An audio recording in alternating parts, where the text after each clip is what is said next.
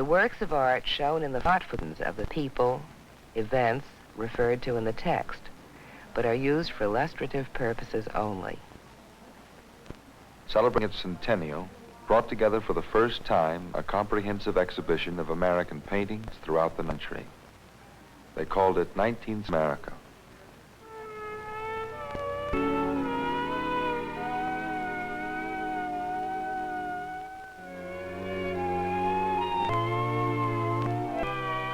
The 19th century, America's adolescence and youth. A poet once said, "Let a guide direct you who only has at heart your getting lost." In order to get lost in an America that has passed, we will enter the confines of a single day. One day in the life of the 19th century. June 30th, 1870, as seen through the eye of the Metropolitan Museum of Art's 19th Century America.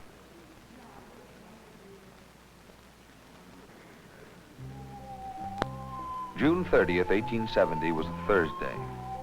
One family, that of Alfrederick Smith Hatch, lived at 49 Park Avenue, a brownstone that once stood on 37th Street. Alfrederick worked that day on Wall Street. He was 40 years old, a prominent broker. His wife, Theodosia, her mother and Alfrederick's father.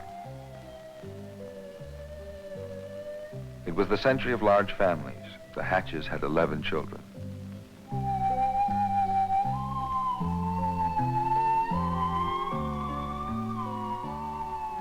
Fortunate family. All the children, including Mr. and Mrs. Hatch, would live to see the 20th century. There were more than 40 magazines and newspapers published in New York that day.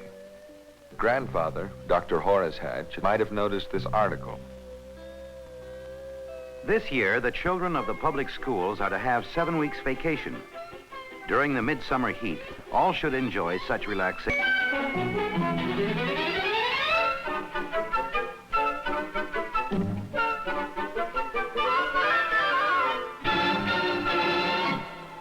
The big story was the heat. The New York Times, June 30th, 1870. Hundreds flocked to the country to escape the heat. Temperature reached 93 degrees.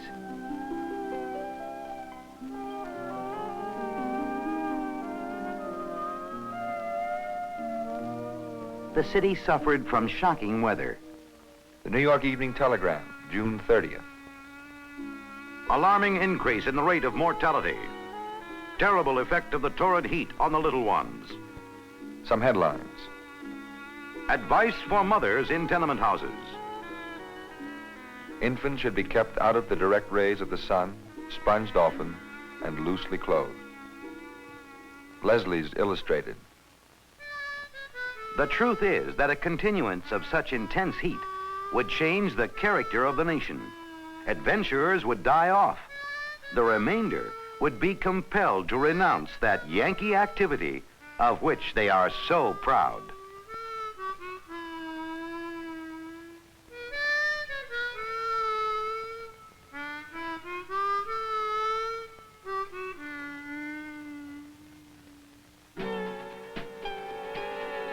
In the city as in the country, the workers waited out the heat.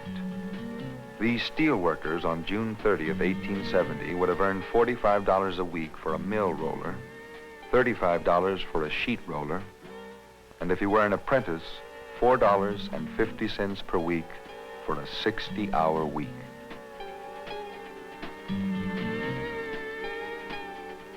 Godey's Ladies' Book, 1870, a popular magazine of the time. The employment of children in factory work is a matter requiring very careful regulation. In enlightened Massachusetts, they limit the time they can be made to work to 60 hours a week, which seems to us too long. Allow no children under 10 years of age to be employed in a factory, and require that every child under 15 have at least 3 months schooling a year.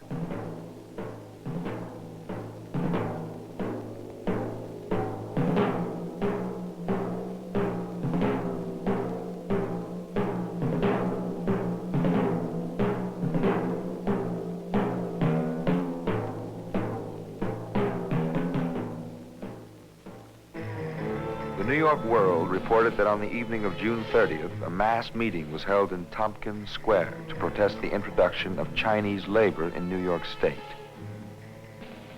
Prejudice knows no chronology. This from Leslie's Illustrated. Yankees complained about the Irish 30 years ago. Now the same thoughtless, ignorant argument is made against the Chinese immigrant.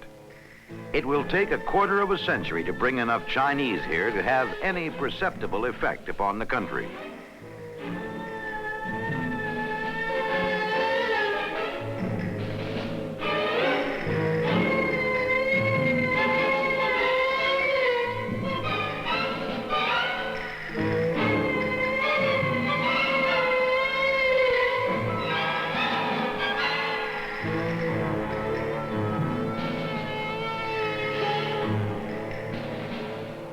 A letter to the New York Sun, June 30th, 1870.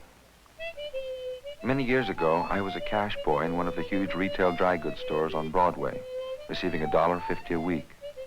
My hours were from 7 in the morning until 8 at night. When going home, a lot of parcels were given me to deliver on the way, making getting home before 10 o'clock an impossibility. Yet if I was a minute late in the morning, I was fine. Chance, I say. Throw out a few beams in their favor. For remember, the boy is father to the man. Yours, ex-cash boy.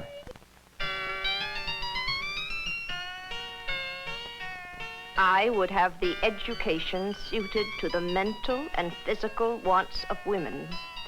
It is not my design to render my sex any the less feminine, but to develop as fully as may be the powers of womanhood, and to furnish women with the means of usefulness, happiness, and honor now withheld from them. A poem in Leslie's Illustrated newspaper, June 30th, 1870. Think, Bess, how old we are growing. We're both of us 13, my dear. I've almost decided not going to any more parties this year. Of course, we are foolish and sighing for joys that have vanished away. One fact, beyond all denying, dear Bess, I'm sadly blasé.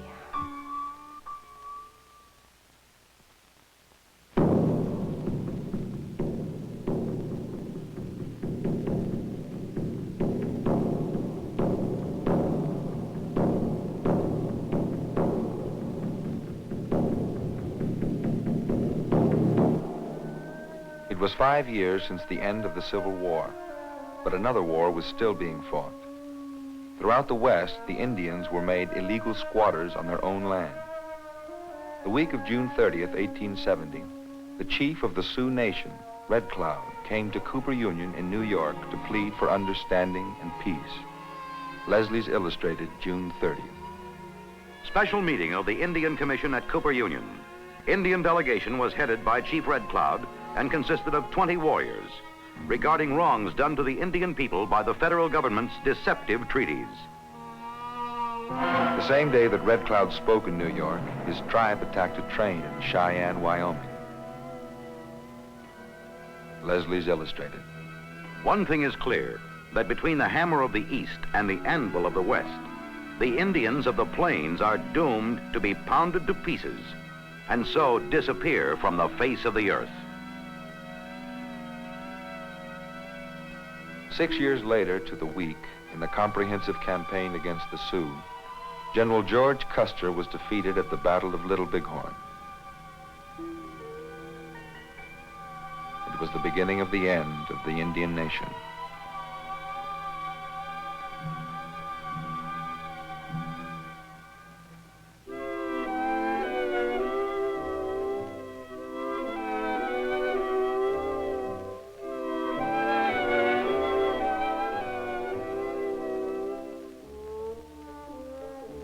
The New York Evening Telegram, June 30th.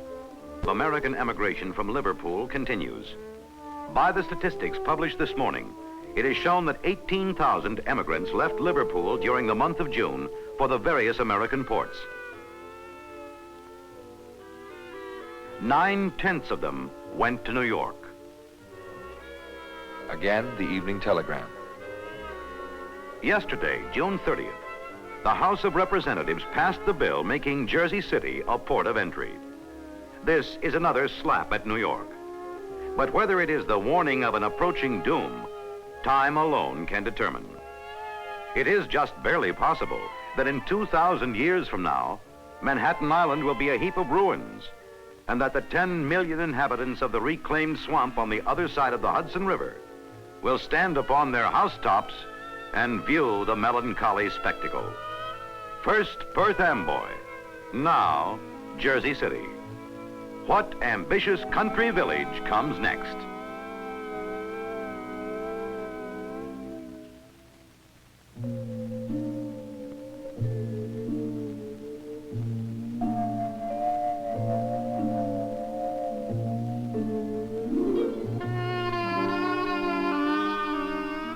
It was the beginning of the summer season.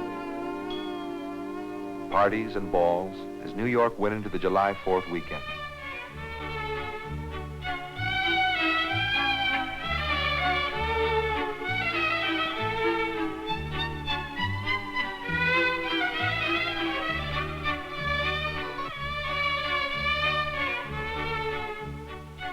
Edith Wharton wrote in her novel, The Age of Innocence, The Beaufort House was one that New Yorkers were proud to show to foreigners, especially on the night of the ball. They had inaugurated the custom of letting the ladies take their cloaks off in the hall, instead of shuffling up to the hostess's bedroom and recurling their hair with the aid of the gas burner. Beaufort was supposed to have said that he supposed all his wife's friends had maids who saw to it that they were properly coiffed when they left home.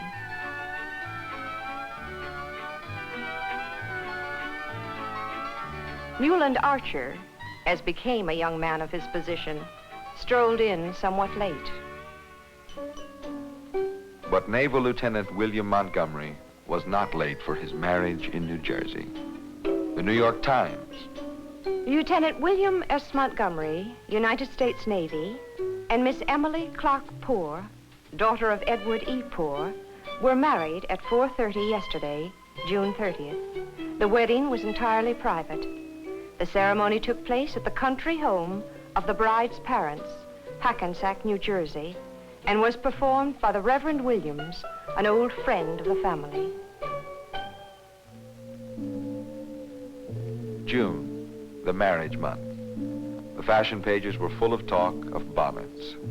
This from the Evening Telegram, June 30th. The bonnets worn are various enough. Bonnet hats are more general than ever, and are very pretty when properly made, but almost ludicrous when concocted by inexperienced fingers, as is often the case. The most popular shape resembles a mushroom, with strings over the top to keep it in its place.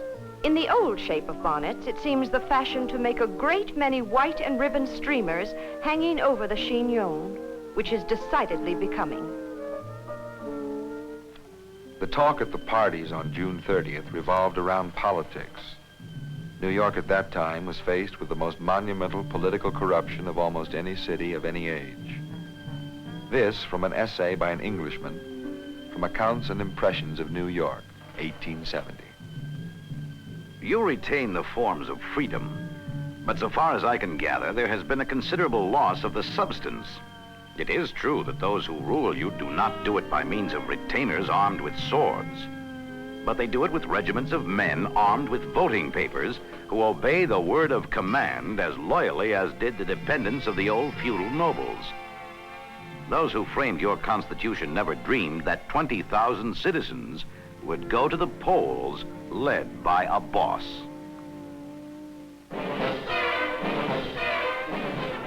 The boss was William Marcy Tweed, Boss Tweed of Tammany Hall. Quite possibly the most corrupt politician in the history of this nation.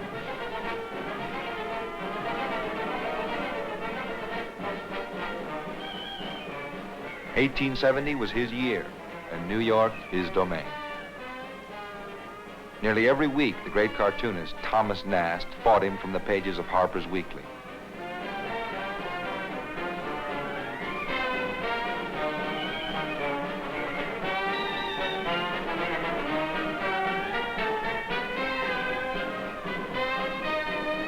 Until 1870, the average number of foreign citizens naturalized to vote in New York was 6,000. In 20 days, Tweed naturalized 60,000 potential voters to win an election.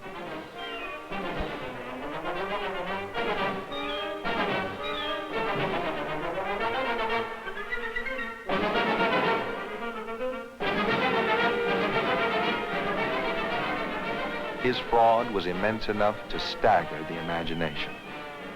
He stole some $200 million out of the city treasury. And in 1870, just $1 million was worth quite a bit. The triumph of his dishonesty was the county courthouse, completed in 1870 at a cost of $12 million. $3 million went into the building. $9 million into Tweed's pockets.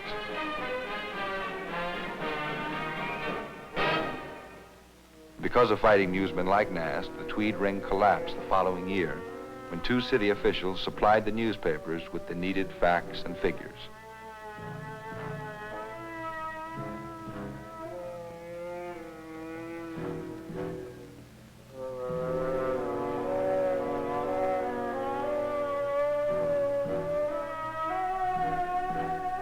Tweed was jailed and escaped from jail to Spain, was returned, and died in the Ludlow Street prison in 1878.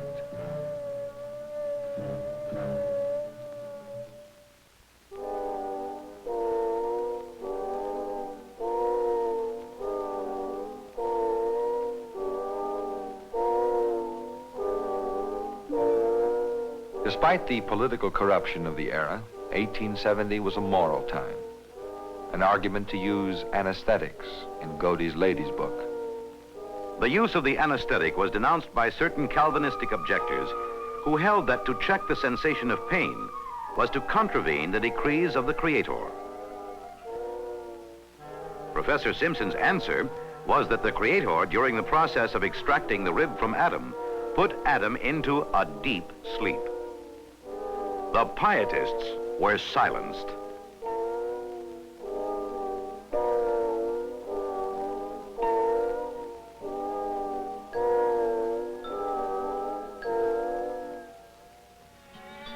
But with a city population of 1,174,000, most lives were not hanging in the balance. Americans then, as Americans now, sought to pursue their pleasures on a day when the thermometer hit 93.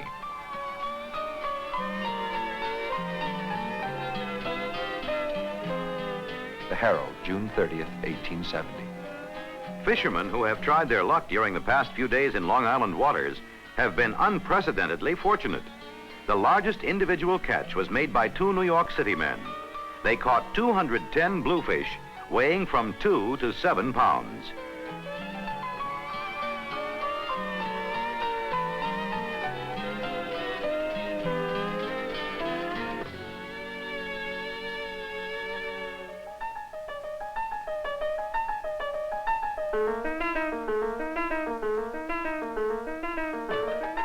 New York Sun.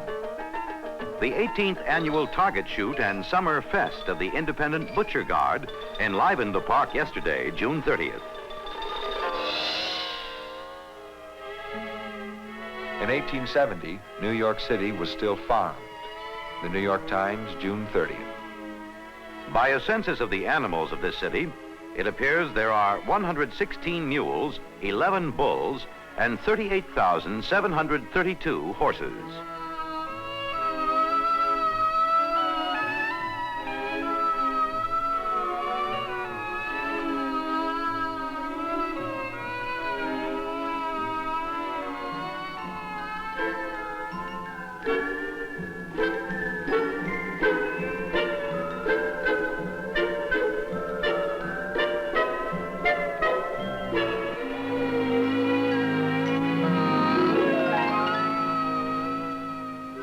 On June 30th, you would have paid 12 cents a pound for butter, 4 cents a loaf for bread, 12 cents a pound for round steak, and 6 cents for a quart of milk. Calf's liver you would have thrown to the cat as inedible food, unfit for human consumption. On June 30th, 1870, the sun rose at 4:31 a.m. and set at 7:35 in the evening. The New York Times, June 30th. The discoveries which have been made during the last few years by astronomers have scarcely ever been exceeded in importance. Most of these discoveries are due to the use of the spectroscope, which seems destined to teach us more about the solar system than we have ever before thought it possible for men to know.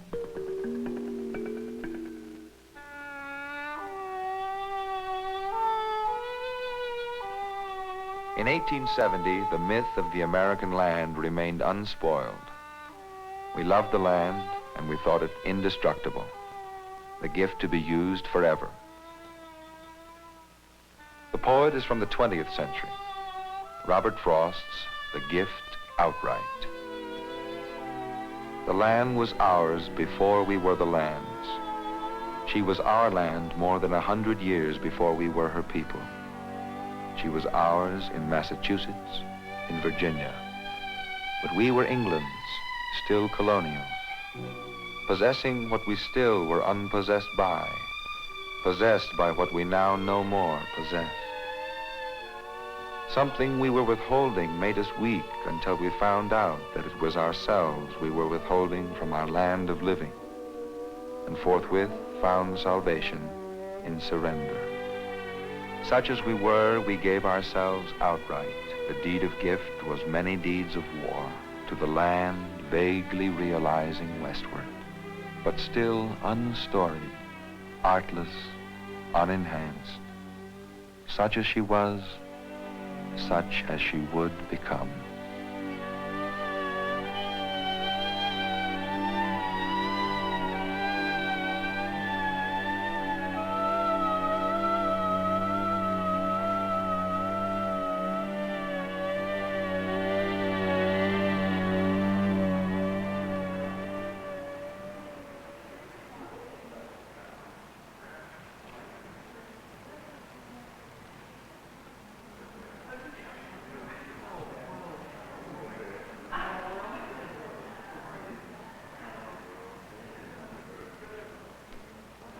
The works of art shown in the preceding program were not, for the most part, actual representations of the specific ideas, people, or events referred to in the text, but were used for illustrative purposes only.